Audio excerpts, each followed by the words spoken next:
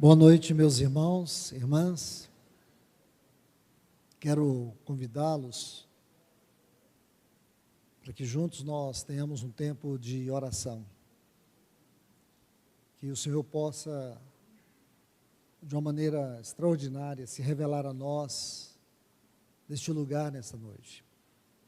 Então eu peço aos irmãos, às irmãs, que juntos tenhamos um só espírito neste momento de oração.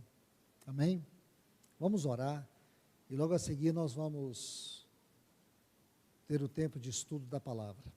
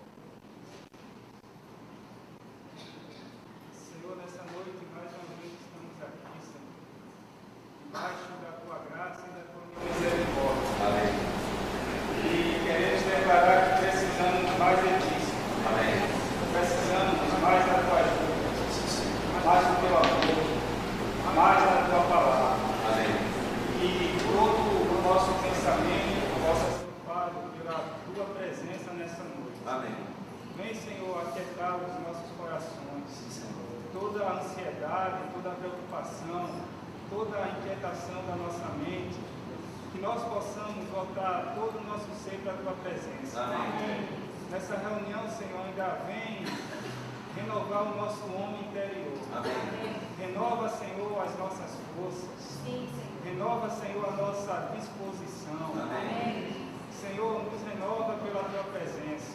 Amém. Nos renova, Senhor, pela Tua palavra. Amém. Precisamos de Ti. Precisamos, Deus. Queremos declarar que nós Te amamos. Amém. Senhor, mais do que e amamos também, Senhor, o Teu falar. Amém. Amamos, Senhor, a Tua palavra. Sim. Que nessa noite o Senhor possa encontrar aqui corações abertos. Amém. Corações desejosos por Ti, Senhor. Amém. É o que pedimos em nome de Jesus. Amém. Amém. Amém. Obrigado por ter nos trazido aqui nessa noite, Senhor. Obrigado. Amém. Nós estamos aqui porque precisamos de Ti. Nós queremos abrir nosso coração para ouvir o Teu falar. Pedimos ao Senhor que fale de forma aberta a nós. Fale a nossa necessidade. Use a Sua palavra, Senhor, para continuar nos fazendo voltar mais a Ti. Amém. Para nos fazer, Senhor, Te seguir de todo o nosso coração. Amém. O Teu falar continue aparando as arestas que ainda há em nós. Continue nos aperfeiçoando para Te seguir, para Te servir. Amém. Seja conosco nessa noite. Amém. Que o Senhor possa usar o Seu canal, Senhor, de forma abundante. Amém. Que o Senhor possa falar ao Seu povo de forma forte. Amém. Continua nos ganhando para Ti. Nesse tempo do fim, Senhor, nós queremos estar de pé diante do Filho do Homem. Amém. Seja conosco, em nome de Jesus. Amém.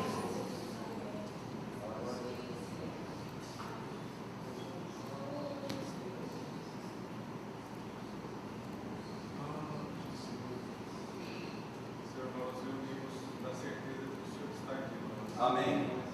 Senhor, obrigado pela Tua presença. Obrigado. Senhor, obrigado pelo Teu Espírito Santo. Obrigado, Senhor. Senhor, pedimos a Ti, encabeça essa reunião, Senhor. Como nós necessitamos de ouvir a Tua voz. Amém. Muito mais do que alimento, muito mais do que o ar que nós respiramos. Nós necessitamos de ouvir a Tua voz. Amém. Senhor, há uma grande necessidade em nós de tudo aquilo que é o Senhor. Nós de fato estamos sedentos, Senhor. Ainda que às vezes não reconheçamos, nós somos sedentos por Ti. Amém. Há uma grande necessidade, Senhor, da Tua natureza em nós. Por isso te pedimos, Senhor, fala uma vez mais a Tua palavra. Amém. Senhor, e que haja em nosso coração disposto a ouvir a Tua palavra. Sim, Senhor. Que haja em nós, Senhor, um coração que possa acolher a Tua palavra. Amém. Senhor, vá à nossa frente. Faça. Cativa cada vez mais os nossos corações. Amém. Atrai cada vez mais a nossa atenção para Ti. Amém. Nós nos colocamos, Senhor, como filhos redimidos. Sim, Senhor. Nós chegamos a Ti, Senhor, como filhos perdoados. Sim, Senhor. Sabemos que podemos nos apresentar diante de Ti, Senhor, com Amém. base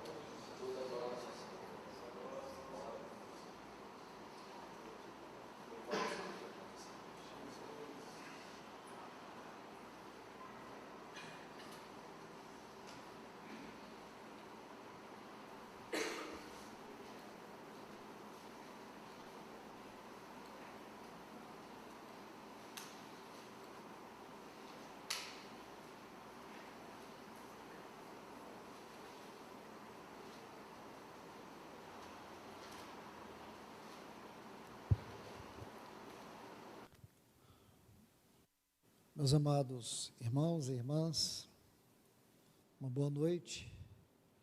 Uma boa noite também aos nossos amados irmãos que nos estão assistindo de vários lugares. Eu quero mencionar o nome de algumas pessoas aqui que estão conosco nesse momento.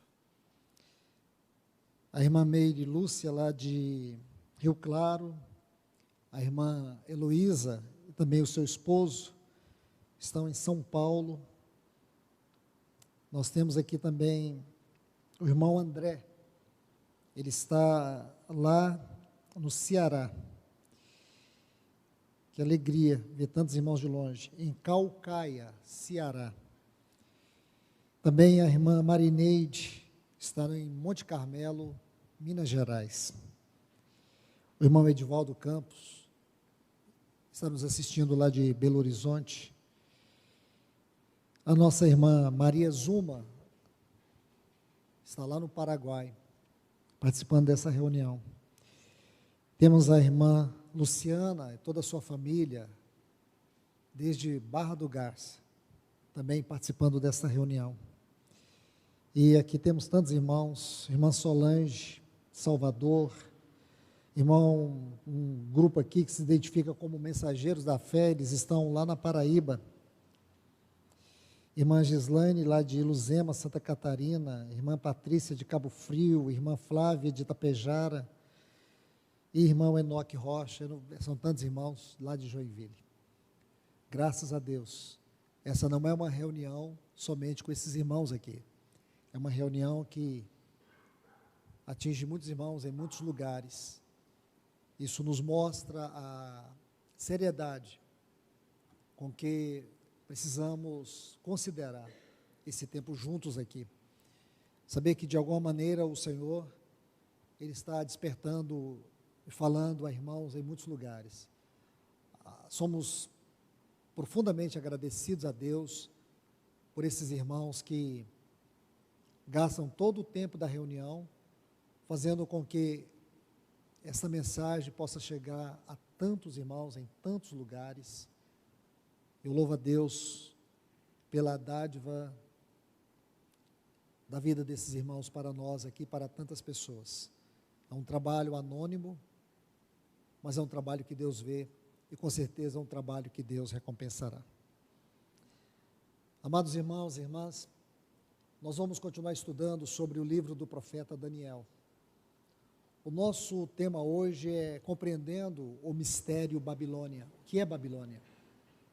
Como que nós podemos entender a doutrina sobre o sentido espiritual de Babilônia?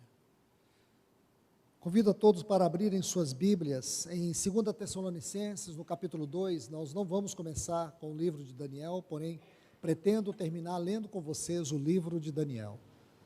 Então, vamos compreender, desvendando a origem de Babilônia segundo a Bíblia, o que realmente representa, no sentido espiritual, Babilônia. 2 Tessalonicenses, capítulo 2, a partir do versículo 1 diz: Irmãos, no que diz respeito à vinda do nosso Senhor e à nossa reunião com Ele, nós vos exortamos a que não vos demovais. Essa palavra é muito importante. Não tenhais uma mente agitada. Esta palavra no grego fala dos movimentos produzidos pelo vento, ou movimento onde os ventos vão batendo e tendo aquele movimento de insegurança, o que produz medo, pavor, agitação. O sentido é basicamente esse. Porém, traduzindo dentro do texto, tem a ver com as perturbações da nossa mente, as inseguranças que surgem na nossa mente. Ele diz: não vos demovais da vossa mente com facilidade, nem vos perturbeis. O sentido aqui é estar alarmado, quer por espírito, quer por palavra, quer por espírito, como se procedesse de nós, supondo que tenha chegado o dia do Senhor. Ninguém de nenhum modo vos engane. A palavra aqui tem um sentido mais de ilusão, de iludir. Ninguém vos iluda. Então, essa palavra iludir, ela tem um sentido muito mais próximo do texto original, embora são sinônimos aqui. Porém, iludir aqui é o sentido que eu mais aprecio no texto. Que ninguém vos iluda. Porque o engano, ele é visível. Se alguém chegar aqui e pregar uma heresia, tentando nos enganar, creio que todos vocês, com certeza, perceberão. Mas a ilusão, ela pode ser uma forma sutil do engano, às vezes imperceptível. Aí, nesse caso, precisamos do discernimento. Então, é isso que nós encontramos nessa palavra. Quanto ao engano, precisamos do conhecimento. Então, você tem que conhecer para não ser enganado. Mas quanto à ilusão, você tem que discernir, é um grau mais acima. Não é só conhecer, é discernir. Não é só você exercer a sua faculdade mental, mas exercer suas faculdades espirituais. Para você não ser enganado, basta você ter o conhecimento. Mas para você não ser iludido, você necessita do discernimento. Discernimento, aqui no sentido de conhecimento e engano, é mais elevado. Porque isso não acontecerá sem que primeiro venha a apostasia e seja revelado o homem da iniquidade, o filho da perdição, o qual se levanta. Essa palavra levanta aqui é levantar no sentido de construir sobre algo. Levantar no sentido de construir sobre algo. E também tem um sentido a mais, que é um comportamento insolente. Então, quando você constrói essa palavra dentro do texto, no grego, é como se você estivesse construindo algo, estabelecendo uma base, para que ali fosse construído algo com um propósito insolente. Aí diz mais, contra tudo que se chama Deus, é como se você estivesse construindo algo, uma base, contra tudo o que se chama Deus, ou é objeto de culto a Deus, a ponto de assentar-se no santuário de Deus, ostentando-se como se fosse o próprio Deus, isto é, algo que rouba de nós a centralidade de Cristo.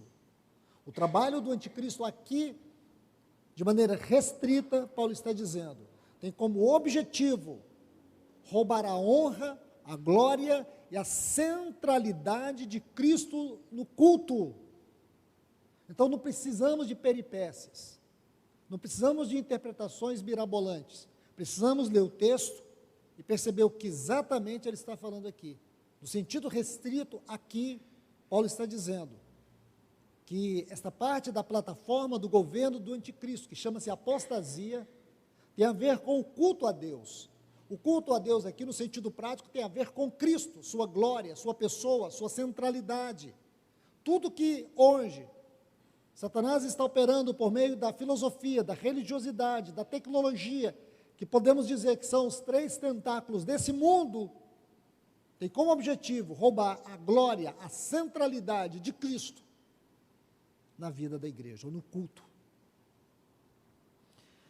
Aí diz, não vos recordais que ainda convosco eu costumava dizer-vos estas coisas? Vamos mais à frente. Ele diz, versículo 7, com efeito o mistério da iniquidade já opera, e aguarda somente que seja afastado aquele que agora o detém. Esse texto, irmãos, sinceramente, eu digo para vocês, eu ainda não encontrei uma versão, ou mesmo uma explicação plausível, que possa trazer uma luz sobre o que realmente isso aqui está dizendo. O que nós temos que perceber é que, possivelmente aqui, o poder que o detém é o poder soberano de Deus, aquele que controla toda a história e todos os atos, todas as cenas, nada está fora da sua vontade. Então, o problema aqui é como nós vamos interpretar esta palavra, que seja afastado aquele que agora o detém. Aí diz assim, Então será de fato revelado o iníquo, a quem o Senhor Jesus matará com o sopro de sua boca, e o destruirá pela manifestação da sua vinda. Aí diz, o aparecimento do iníquo é segundo a eficácia de Satanás, com todo o poder, aqui fala do poder irrefreável, o poder arbitrário, e sinais e prodígios da mentira.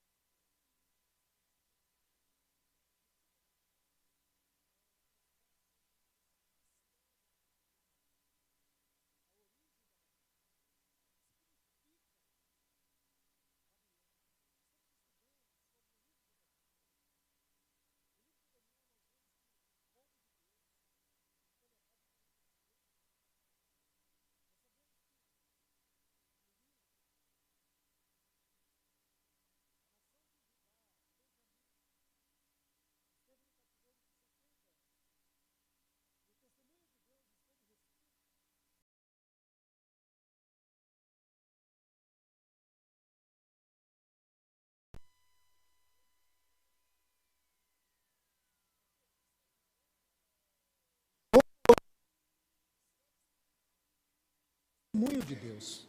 E o testemunho de Deus dessa geração, ele está restrito a um pequeno remanescente. Então vamos entender um pouco mais. Por favor, agora vamos para o livro de Gênesis. Vamos ler os capítulos 10 e 11, eu vou tentar passar o mais rápido aqui para a gente ganhar tempo. Aqui no capítulo 10, versículos 8 a 10, nós temos a genealogia de Cão, filho de Noé, da onde vem Nimrod, ou Nimrod, que significa valente. Também nesse nome, lá na raiz arcaica, no hebraico, também tem o sentido de um rebelde, um valente rebelde. No versículo 9 diz que ele foi valente caçador diante do Senhor. Daí dizer-se como Nimrod, poderoso caçador diante do Senhor. E o versículo 10, o princípio do seu reino foi Babel. Então esse Nimrod aqui, ele era um caçador diante de Deus. Diante de Deus. Ele era uma pessoa que tinha sim uma expressão e um testemunho de Deus na sua vida. E aqui havia um reino no qual ele era o rei, é Babel. Agora, por favor, capítulo 11,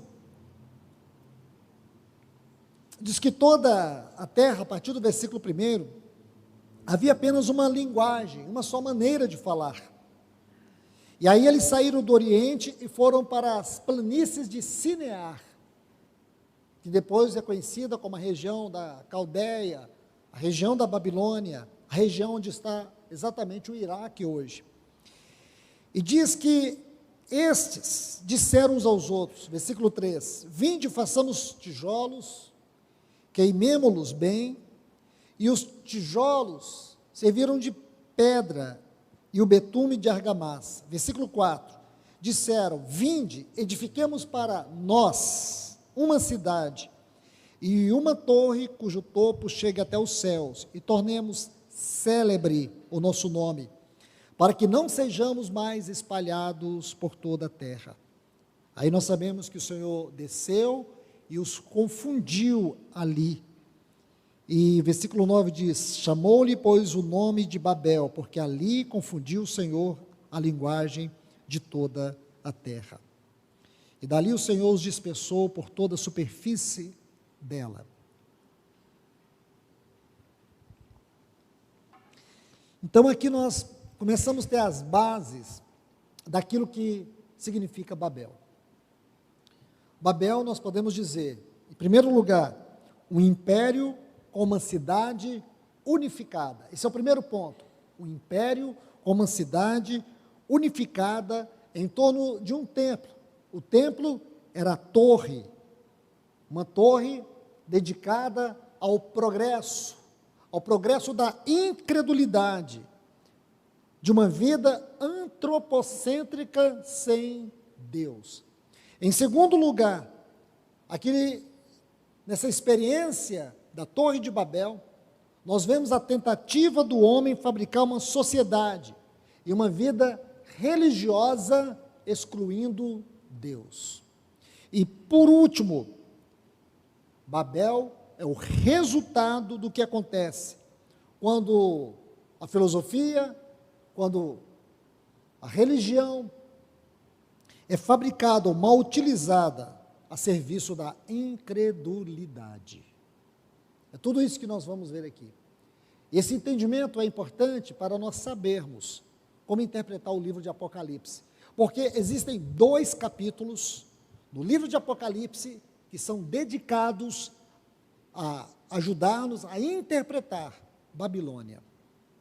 O que é mais curioso sobre esses 2 capítulos é que, quando você lê o capítulo 17 e 18 de Apocalipse, esse capítulo vai falar sobre Babilônia, o mistério Babilônia. A cidade não existia, a cidade já estava destruída. O que havia sobre Babilônia era só ruínas. E quando você lê aquela profecia, você precisa da ajuda do Espírito Santo para entender a mente de Deus sobre o que exatamente o Senhor está falando. E é isso que nós vamos começar a entender.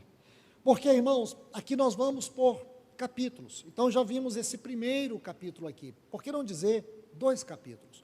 O primeiro que lemos em 2 Tessalonicenses capítulo 2, o segundo que lemos em Gênesis capítulo 10 e capítulo 11, agora vamos para mais um outro capítulo, e depois a gente formar um quadro só. Isso vai facilitar a nossa compreensão sobre o que é Babilônia. Vamos para Apocalipse. O livro de Apocalipse, quando você estuda este livro de maneira devocional, você vai ver vários temas. Um dos temas que você estuda sobre este livro é os paradoxos. Este é um livro que ele contém vários paradoxos. Um desses está sobre Babilônia e também a noiva, a Nova Jerusalém.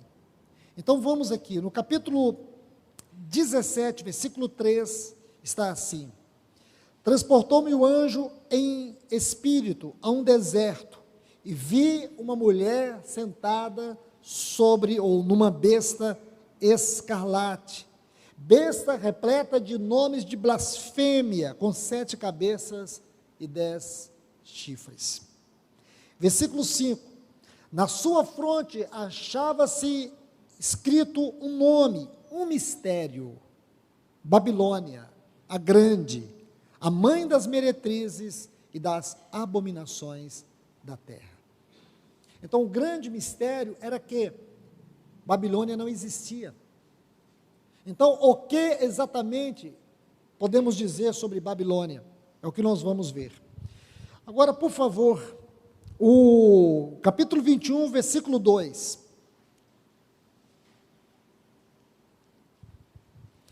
Vi também a cidade santa, a nova Jerusalém, que descia do céu da parte de Deus, ataviada como uma noiva adornada para o seu esposo.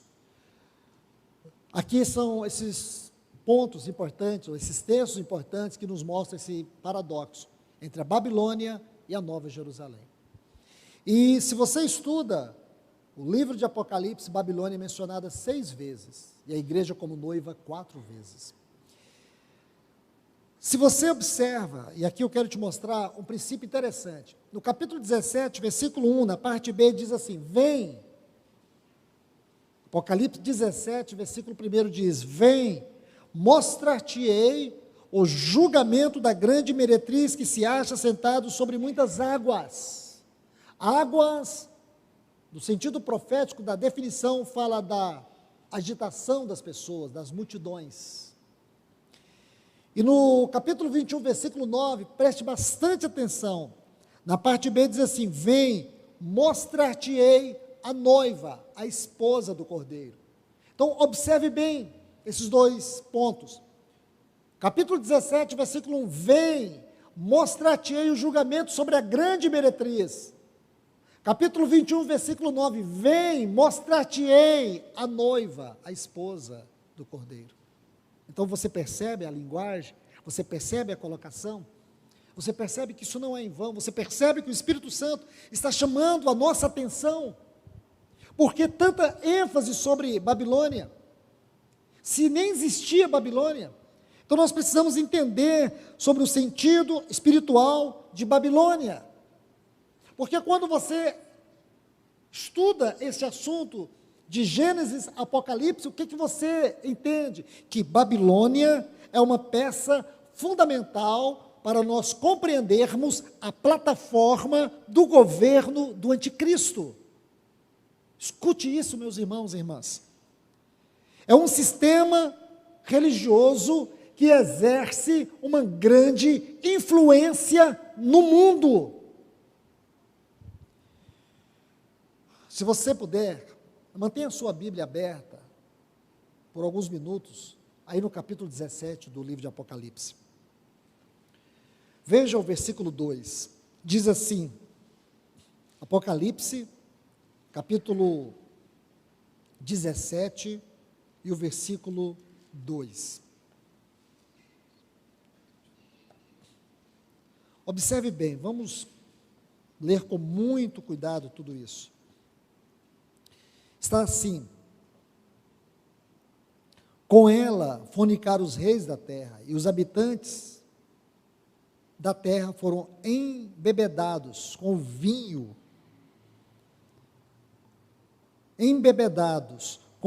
da sua fornicação, da sua prostituição, da sua devassidão. Nesse texto a Bíblia diz que os reis da terra estão sendo controlados por esse sistema maligno. Eles estão debaixo, submetidos a esse sistema. Estão como que embriagados nesse sistema. Porque Babilônia trata-se de um sistema que tem uma grande influência mundial, exerce um grande poder sobre o mundo, um forte poder político e religioso sobre o mundo. Aí o versículo 3, transportou-me em espírito a um deserto e vi uma mulher montada numa besta escarlate, besta repleta de nomes de blasfêmia. Está vendo aqui? Este é um sistema blasfemo, e blasfemo aqui tem uma conotação muito importante, para nós entendermos, é a rejeição à autoridade de Deus, um sistema que não se coloca, que não se submete ao governo de Deus, um sistema que afronta a autoridade de Deus, a honra de Deus, a dignidade de Deus. É um sistema que é controlado pelo homem, aqui está, que tem uma autoridade humana e não divina. Então vamos ver, versículo 4, diz assim, achava-se a mulher vestida de púrpura e de escarlata, o que significa riqueza, glória, tudo aquilo que Cristo rejeitou naquela tentação, quando Satanás lhe mostrou todos os reinos deste mundo e as glórias dele, ou deles.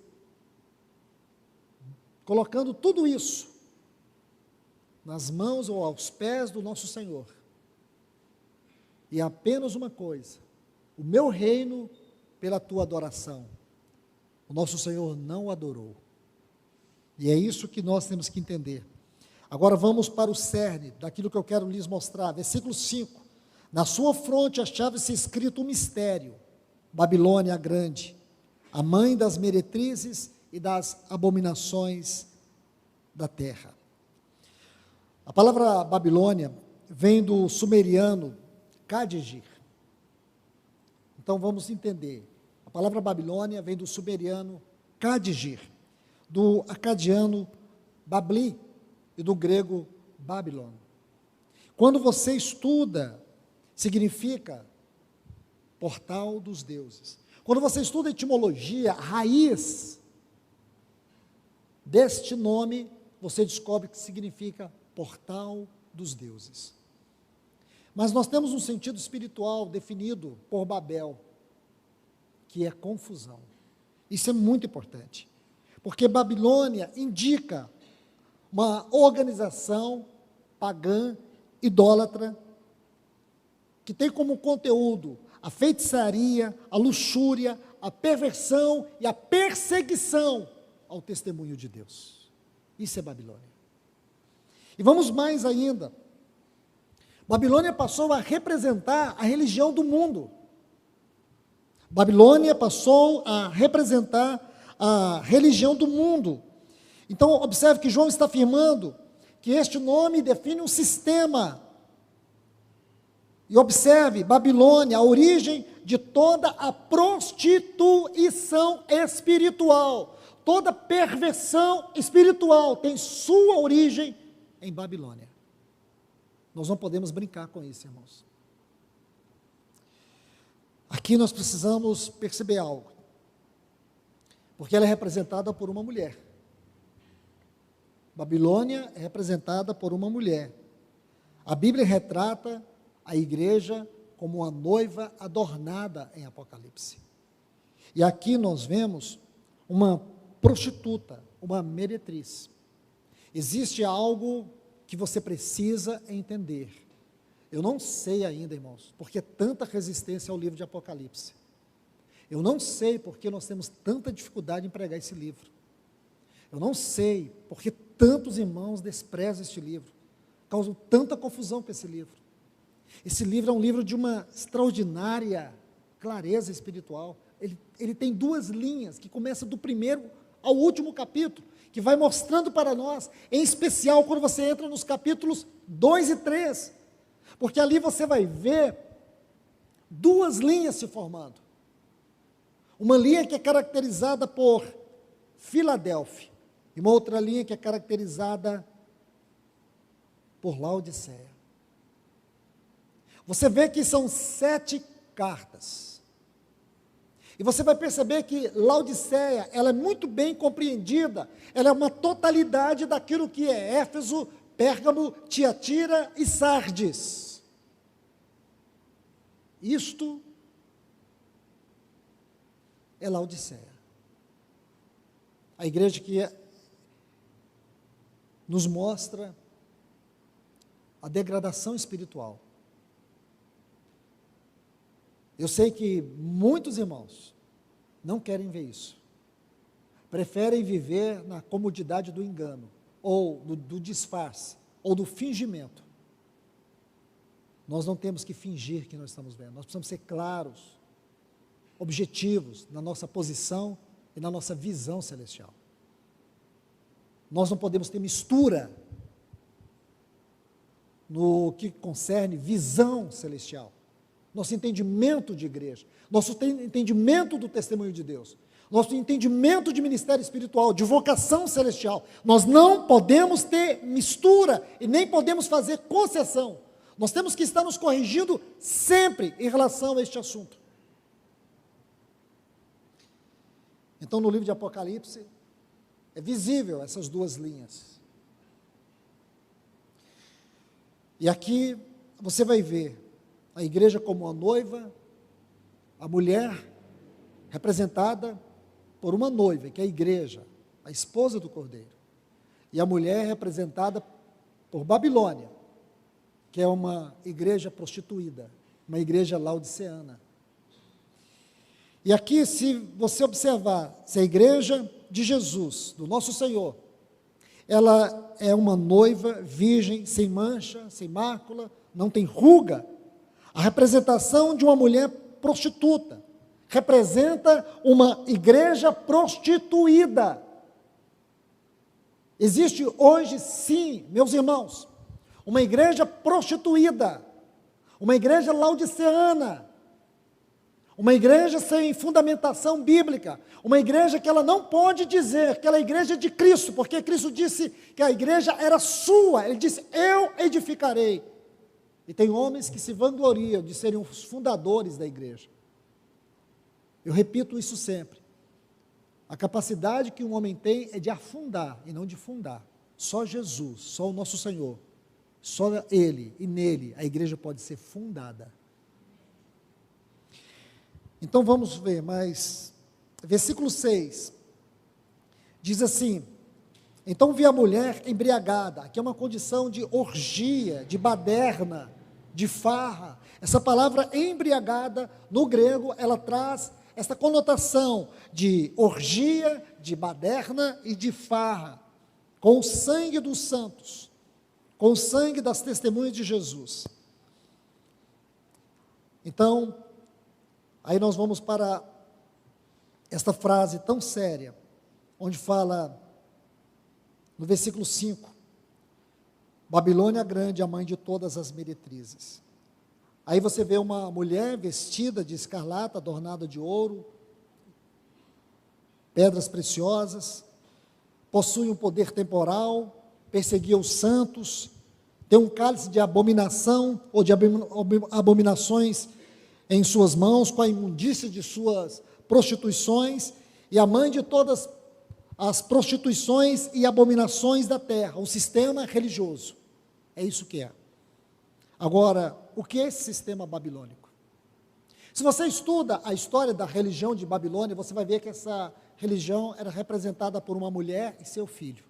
Era chamada a mulher criadora e seu filho. Importante saber isso. A mulher criadora e seu filho. E quando você estuda o capítulo 11, você vê que eles se espalharam pela terra. Deus os espalhou pela terra. E quando os babilônicos, eles se espalharam, antes de ser um império, Babilônia era uma religião. A astrologia nasceu na Babilônia. Meus irmãos, essa religião da Babilônia, ela varreu o mundo. Os arqueólogos encontraram em muitos lugares figuras dessa mulher e seu filho. Na China, no Egito, em várias escavações foram encontradas essa mulher e seu filho. E em cada lugar, a mulher e o seu filho tinham um nome. Então, à medida que você vai estudando, você vai ver que esse sistema de culto atravessou as fronteiras e varreu o mundo. A religião do Egito tem suas raízes na religião da Babilônia. As religiões asiáticas do tempo antigo têm suas raízes na Babilônia. As religiões da Grécia têm suas raízes na Babilônia. É só você estudar. Isso é muito importante para nós entendermos o que aconteceu, porque Babilônia transportou sua religião para o mundo todo. E mesmo quando Babilônia não existia, Deus trouxe uma profecia sobre ela, falando desse sistema religioso, e que esse sistema estaria presente no tempo do fim. E que este sistema, que estaria incluindo aqui filosofia e religiosidade, estariam misturados. E é o que nós estamos vendo hoje. Isso é muito importante, irmãos, porque Babilônia é a fonte primitiva de todas as religiões do mundo. Tanto na Síria, no Egito, aí você vai ver que essa mulher montada numa besta, repleta de nomes de blasfêmias. Isso é importante. Porque a grande representação dessa mulher, como já disse, é uma meretriz. Agora, observe, no Iraque, foi encontrado, nas escavações, estátua, imagem dessa mulher, como também na China, no Tibete. Lá na China, eles encontraram uma estátua de Semíramis e Tamuz. Semíramis era a mãe, Tamuz é o filho. Irmãos, deixa eu contar algo para vocês. Está na Bíblia, no livro do profeta Ezequiel, no capítulo 8. Deus fala assim para Ezequiel: Ezequiel, você pode imaginar uma coisa absurda? Chegue perto da minha casa, olhe na brecha, você vai ver algo horrível. E aí ele vê. Aí Deus diz para Ezequiel: você pode imaginar algo que seja mais horrível do que isso? Então olhe. Quando ele olha, sabe o que ele vê? Lá no lugar santo, onde ficava o altar do sacrifício, eles tiraram o altar do sacrifício e colocaram uma imagem de Tamuz. Tamuz, isso é muito importante, era o filho de Semíramis, que era a deusa criadora dos babilônicos. Tamuz era o seu filho. As mulheres estavam chorando, porque Tamuz é o deus Osíris, do Egito, que é filho de Ísis. Aí você pensa, irmão, você está falando tanta coisa estranha. Pode parecer estranho para você, para mim não é. Porque nós vamos chegar no denominador comum. Porque nós não estamos entendendo, 2 Tessalonicenses capítulo 2, nós não estamos compreendendo como Satanás está mudando o culto, roubando a centralidade de Deus, do seu Filho. E os valores estão mudando, as perversões estão diante dos nossos olhos, só que tem outros nomes, como por exemplo, essa religião que foi varrendo o mundo. Em cada lugar, esta mulher tinha um nome, seu filho tinha outro nome. Olha um exemplo, na Fenícia, sabe como foi chamada essa mulher? Astarote. O seu filho, Baal. Mas era a mesma deusa criadora dos babilônios. Na Índia, o nome da mãe era Devak, o nome do filho, Krishna. Se você chega na Ásia, o nome da deusa é Cibele, e o nome do filho, Seoios. Aí chega na Grécia, qual que era o nome dessa deusa criadora? Afrodite. E o nome do filho? Adonis. Sempre essa relação, mãe e filho, para poder mudar a visão de Deus o Pai e Cristo o Filho. Porque isso, irmãos, foi que os judeus fizeram. Eles estavam adorando isso. Quando eles adoravam Baal, eles estavam adorando o Deus Filho. E a gente nunca percebe essas sutilezas. Por que existem 2 capítulos de Apocalipse dedicados a essa Babilônia? Porque havia ali uma religião que perverteu a visão de Deus e a visão de Cristo. E hoje essa religião, ela continua no nosso meio, porém muito mais sutil. Porque se isso não faz sentido para nós, então por que ler Apocalipse 17 e 18? Esses 2 capítulos. Então por que a gente não arranca eles da Bíblia? Por que Deus deixou 2 capítulos inteiros? Por que existe esse paradoxo? Vem mostrar-te-ei, a meretriz, o julgamento dela, vem mostrar-te-ei a noiva, a esposa do Cordeiro. Primeiro, Deus mostra o que não é, depois o que é. Nimrod veio antes de Abraão. Babilônia antes de Jerusalém. O anticristo antes de Cristo. Esse princípio percorre toda a Bíblia. Ismael antes de Isaac. Você vê isso? Saul, pode dizer, Esaú antes de Jacó, Saul antes de Davi. Esse princípio percorre toda a Bíblia. E aqui você pode ver, da mesma forma, Paulo está dizendo que a apostasia vai vir primeiro. O homem da iniquidade vai vir primeiro. Esse espírito da Babilônia é uma peça importante na plataforma do governo do anticristo. E qual é o espírito disso? É a perversão do culto a Deus, é a perversão da adoração, é roubar a centralidade de Cristo, é tirar de nós a devoção, é roubar os nossos afetos, a nossa espiritualidade, é enfraquecer a nossa visão, ou deixá-la turva. E aí, irmãos, nós vamos nos comprometer com aquilo no qual Deus não está envolvido. Nós vamos começar a falar uma linguagem, a linguagem do mundo, a linguagem que todo mundo quer falar.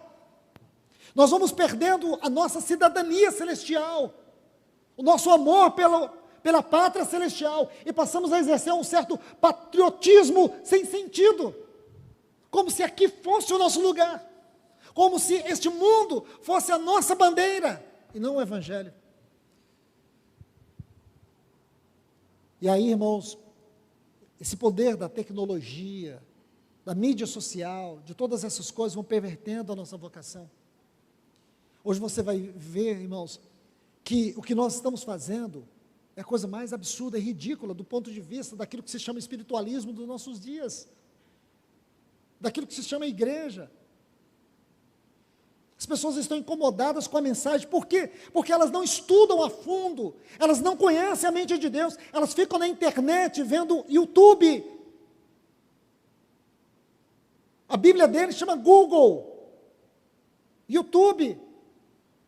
Não mergulham mais na palavra, não oram sobre a palavra, não ajoelham aos pés do Senhor, não têm vida devocional, e depois querem interpretar a Bíblia, querem conhecer a mente de Deus, querem exercer um papel que eles não têm nenhuma afinidade. Meus irmãos, o Senhor nos chama para ser uma igreja profética, o Senhor nos chama para conhecer sua mente. A sensação que a gente tem é que muitas pessoas acham que alguma coisa nesse mundo vai dar certo. Se eu tivesse certeza disso, irmãos, se eu tivesse segurança quanto a isso, eu diria para vocês. Mas eu tenho absoluta convicção que não vai dar certo. Eu tenho chamado a atenção de vocês. Eu não me lembro se foi na quinta ou se foi no domingo. Eu disse para vocês que nós vivemos num país que Deus tem abençoado. Esse país tem sido um celeiro de bênçãos. Deus ainda nos mantém uma porta aberta. Só que a igreja não está entendendo essa porta aberta. Deus tem nos dado privilégios. Eu digo que a maior parte dos irmãos não entendem o que é isso. Eu fico vendo pessoas apaixonadas pela Europa, apaixonadas pelos Estados Unidos. Esse país aqui, irmãos, é um país que, se ele continuar como está, ele ainda vai alimentar 50% do mundo. Eu não posso ver isso só no sentido político, no sentido natural. Para mim, olhar para o Brasil e ver o Evangelho aqui, e ver as portas abertas aqui, eu creio que isso tem um sentido espiritual. Deus, Ele está nos dando uma oportunidade para que nós possamos crescer espiritualmente, nos fortalecer como igreja, para que nós sejamos um celeiro espiritual para o mundo também. É isso. Não existe outro propósito. Existem algumas pessoas que elas estão ocupando posições, eu diria, chave neste país, mas é pela mão de Deus, e o propósito de Deus é a sua gloriosa vontade e o seu plano soberano. E eu creio que isso é por algum tempo, porque vai chegar um tempo, irmãos, que a única coisa que vai sobrar são os celeiros espirituais. Se você pensar o contrário, eu digo para você, esquece sua Bíblia, vai ler outra coisa. Porque se você continuar lendo esse livro diz que um dia esse iníquo, ele vai se levantar. Irmãos, a Europa toda, digo para vocês, a Europa toda está tomada por uma profunda escuridão espiritual. Eu estou vendo aqui os pais batalhando, lutando, se esforçando para guardar os seus filhos. Eu estive sentado há pouco tempo com alguns pais, lá na Espanha, e eles dizendo que não sabem o que fazer. Mãe dizer assim que todos os dias, quando o filho vai para a escola, ela perde a fome, ela fica angustiada, ela não sabe como o filho vai voltar. Porque na sala onde a sua criança, eu estou falando de uma criança de 6 anos, todas as crianças na idade da sua filha são ateias. Os jovens dizem, falar de Deus para os nossos colegas soa piada, porque eles não veem nenhuma possibilidade de Deus existir.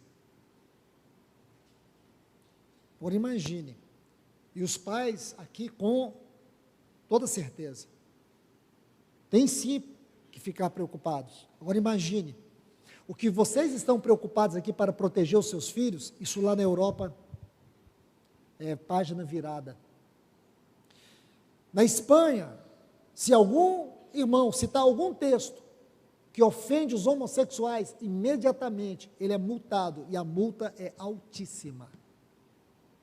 Os textos têm que ser selecionados. Países como Espanha, países como França, países como Canadá, esses países estão chegando a um grau de libertinagem, perversidade moral inimaginável. Países como Finlândia e outros chegaram a um grau de perversidade que vocês não imaginam. O que aqui no Brasil ainda estamos conseguindo manter. E o nosso país é um dos únicos que está sobrevivendo nesse caudal aqui na América do Sul. Porque Chile, Argentina, Colômbia, Bolívia, Venezuela, todos eles, Equador, já estão tomados por esse sistema chamado de socialismo democrata, que é o sistema que hoje governa a Europa. Irmãos, eu não estou olhando isso do ponto de vista político. Eu estou olhando do ponto de vista espiritual. Deus está nos dando um tempo ainda. Deus está nos dando um tempo ainda. Porque eu vou dizer para vocês, espero que um dia vocês digam para mim, você se enganou, Luiz, e eu vou ficar muito feliz com isso. Mas eu acredito que não vai demorar muito. Nós não vamos ter nesse local de reunião, porque vai ser impossível. Porque se as coisas caminham como estão caminhando lá na Europa, nós vamos ter que permanecer com o nosso local aqui aberto e ter que aceitar todo tipo de perversidade, que tem como base leis que serão aprovadas, onde nós seremos obrigados a acatar todo tipo de pessoa que quiser reunir conosco, independente da nossa posição sobre santidade, sobre moralidade, porque tudo isso, segundo as leis que estão a caminho, não terá valor algum. É assim que o mundo está caminhando. Vocês podem achar que eu estou sensacionalizando. Não estou, irmãos. Não estou. Tudo caminha para isso. A Europa está debaixo dessas trevas. E essas comunidades que estão flertando com esse sistema babilônico não vão subsistir. Só vai permanecer de maneira integral a noiva, a esposa do Cordeiro. Nós teremos que fazer uma decisão: ou seremos uma Babilônia, ou nós seremos a noiva, a esposa do Cordeiro. Ou nós vamos ter que aceitar ser uma Laodiceia, ou nós vamos ter que batalhar arduamente para ser Filadélfia. É o que eu estou dizendo para vocês. E se isso não acontecer, irmãos, e você disser um dia, irmão, você se enganou, amém, eu ainda vou continuar crendo na palavra de Deus, porque é isso que está aqui, e eu quero falar isso para os irmãos de todo o meu coração. O mundo caminha nessa direção. Como eu disse, nosso horário já terminou, mas eu quero colocar alguns pontos. Vamos para o livro de Daniel. Vamos concluir, tendo como base aqui o livro de Daniel. Daniel, capítulo 1, versículo 5. Eu quero mostrar algo para vocês muito especial. Como eles foram provados. E é sobre isso que o Espírito Santo quer nos mostrar. Existe sim hoje, irmãos, e é inegável, existe um sistema pervertido religioso, que tem suas origens na Babilônia. Um sistema hoje que rouba a glória de Cristo, a centralidade de Cristo. Um sistema hoje que tenta perverter o nosso coração e os nossos afetos, que tenta roubar o lugar da palavra de Deus, Hoje não se prega mais o evangelho, isso não está fazendo sentido algum, porque as pessoas querem um evangelho light, um evangelho sem conteúdo espiritual, sem aplicação mais motivacional. Um evangelho que afague o nosso ego, massageie as nossas emoções, que brinque com os nossos sentimentos. Deus não é brincadeira, irmãos. Céu e inferno não é brincadeira. Salvação e condenação não é piada. O céu não é um circo, e muito menos o inferno também. O inferno é a verdade tarde demais. O inferno é o arrependimento tarde demais.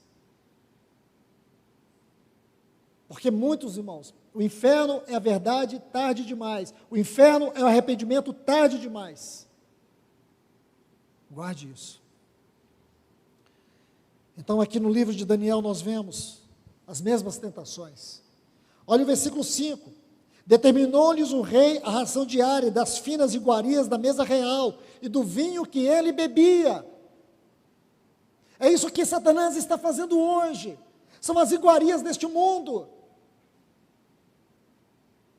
Nós estamos sendo seduzidos a viver uma vida que se enquadra muito bem nesses pontos aqui determinados nesse texto.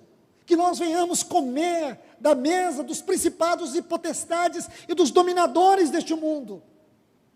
Beber do seu vinho, desfrute da sua alegria mundana. Nossa alegria não pode ser mundana. Nossa alegria é uma pessoa, nossa alegria é espiritual. Porque a alegria espiritual é a alegria mesmo que você esteja sofrendo. É a alegria mesmo que você esteja perdendo. É alegria mesmo que você sente que tudo está contra você. Você é alegre. Porque a alegria não é o estado na sua alma. É a habitação de Cristo pelo Espírito no seu espírito. Então, escute. Versículo 8 diz: resolveu Daniel firmemente não contaminar. Sentar na mesa e comer das iguarias do rei, beber do seu vinho, era contaminar. Daniel disse: não vou me contaminar. Pode ser algo ambicioso, pode ser algo prazeroso, mas isso contamina. Pode ser que todo mundo ame fazer isso, mas contamina. Pode ser aquilo que as pessoas mais amam neste mundo, porém contamina. Ele decidiu de maneira firme. Sabe o que significa isso? Ele decidiu de maneira fiel. Ele decidiu ser fiel. Sua firmeza é fidelidade. Existe outro nome para essa palavra, é fidelidade. Essa resolução é por causa do seu relacionamento com Deus, que significava comer isso, beber isso, era perder Deus. Ele arriscou sua vida para não perder Deus. Outro texto que eu quero mostrar, os outros textos que eu quero lhes mostrar se encontram aqui no capítulo 13, versículos 6 e 7. Diz: qualquer que se não prostrar e não adorar, será no mesmo instante lançado na fornalha de fogo ardente. Aí o versículo 7 diz: Portanto, quando todos os povos ouvirem um som, os instrumentos que seriam tocados, se prostrarão os povos, nações e homens de todas as línguas, e adoraram a imagem de ouro que o rei Nabucodonosor tinha levantado. Agora olha o versículo 18. Se não fica sabendo, ó rei, que não serviremos aos teus deuses, nem adoraremos a imagem de ouro que levantastes. Então, os versículos 6 e 7 do capítulo 3, era a imposição. A imposição era, a estátua de Nabucodonosor tinha sido levantada. O culto a ele seria entoado, e todos deveriam adorar. Aquela era a forma de culto da Babilônia, adoração à imagem de Nabucodonosor. Porém havia um remanescente fiel, e eles disseram: não, nós não vamos adorar a tua imagem, ó rei. O que é isso, irmãos? É o Espírito Santo nos desafiando a sermos corajosos nessa hora.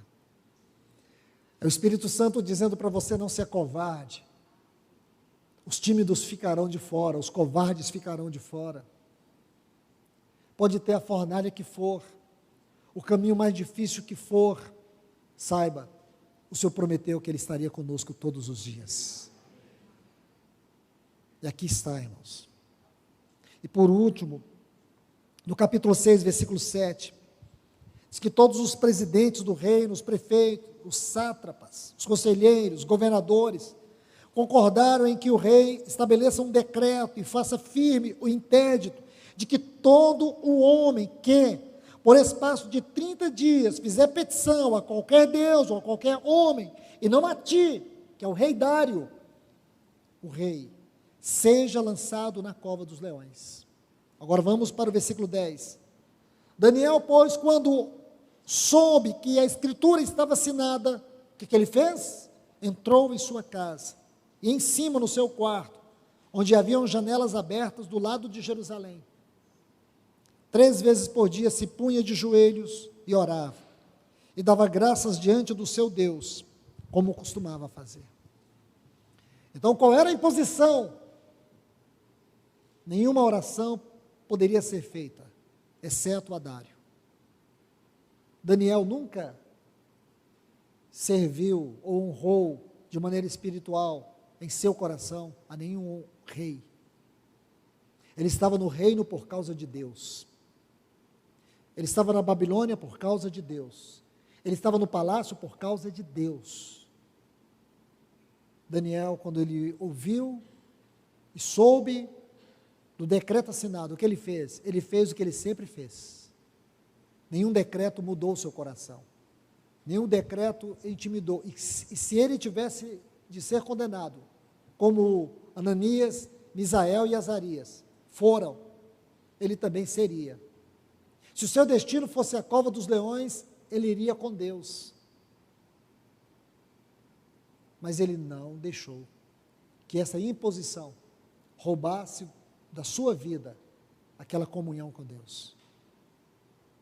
Ele nem fechou as janelas. Ele poderia fechar as janelas, mas fechar as janelas seria um ato de incredulidade. As janelas para Jerusalém tinham um alto significado, porque se você ler capítulo 11 de Hebreus, diz que Abraão, ele partiu em direção a uma cidade. Essa cidade era Nova Jerusalém.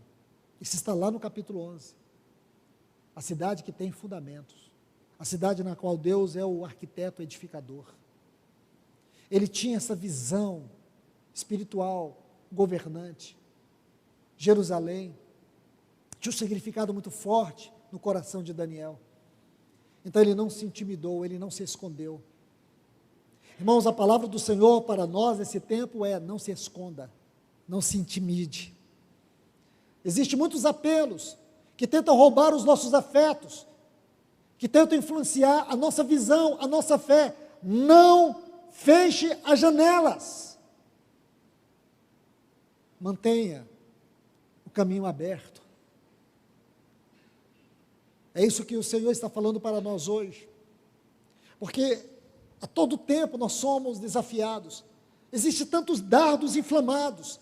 Existem tantas potestades trabalhando para impedir que nós avancemos para nos encontrar com o nosso Senhor Jesus Cristo. Existem tantos apelos, existem tantas armadilhas que querem nos impedir de ser a noiva, a esposa do Cordeiro. Existem tantas propostas malignas de nos vestir com a escarlata deste mundo, com as honras deste mundo, com as glórias deste mundo. E parece que nós estamos nadando contra a maré. Meus irmãos e irmãs, que o Senhor nos ajude. Que o Senhor nos ajude a ser esta igreja no sentido mais elevado da definição. Não vamos permitir jamais ser uma Babilônia. Não vamos permitir que nenhuma forma de influência venha roubar a nossa visão celestial, a nossa devoção espiritual, roubar a centralidade de Cristo da nossa vida, do nosso culto, da nossa pregação.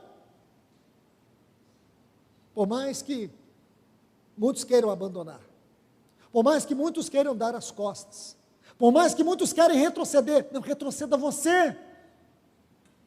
vamos ficar firmes, vamos ser fiéis até o fim. Até quando o Senhor for glorificado em todos os seus santos. Quando Ele vier para ser admirado em nós, naquele grande dia.